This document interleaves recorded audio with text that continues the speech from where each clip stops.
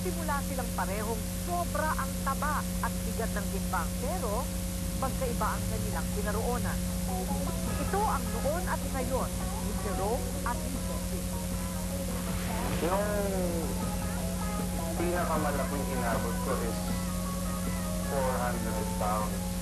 Tapos ang waistline ko nun is 54, hindi ako nagkakamali. So talagang para siyang equator, bilog. Siya si Jerome Salvado, bodybuilder. Hayop ang figura ng katawan. O sa mga lalaki, nakakaingit, diba? Siya si Jerome Salvado. Tama ang inyong narinig. Ang bodybuilder ngayon, saksakan ng taba noon. Sa edad na 12, tumaas ng 6 feet at tumimbang ng 250 pounds si Jerome. Ang dahilan, isang hindi pangkaraniwang karamdaman na kung tawagin ay gigantism. Kapag dumapo daw ang sakit na ito, tuloy-tuloy ang pagtaas ng tao at pagtaba, katulad ni Jerome na umabot pa ng 400 pounds.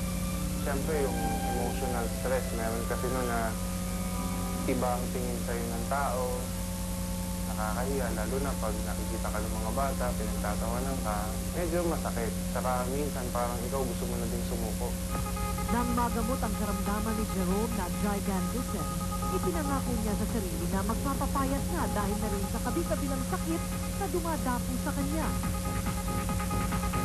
Inumpisahan ni Jerome ang paglalaro ng badminton. Mula 400 pounds, 80 pounds agad ang nabawa sa kanya.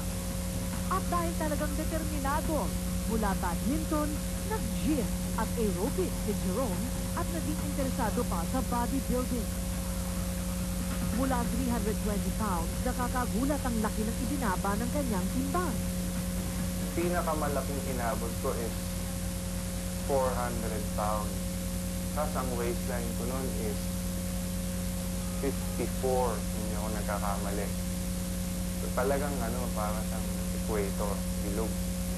Tapos nung nag-bodybuilding ako, yung pinakahuling sinalihan ko, yung bikini bodies, pinakamababang weight ko nun is umabot ako ng 218. Tapos yung waistline ko naging 32. Ngayon, kabi-kabila ang kompetisyon na ginasalihan ni Jerome sa bodybuilding. Naging hudyat din ito ng pagbabalik ng kanyang tiwala sa sarili.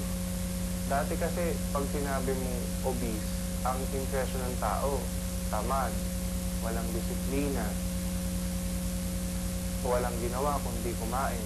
Pero pag bodybuilder ka, kahit hindi ka pa nagsasalita, kahit hindi ka pa nila kilala, ang assumption kagad nila, masipag, determinado, merong goal sa buhay.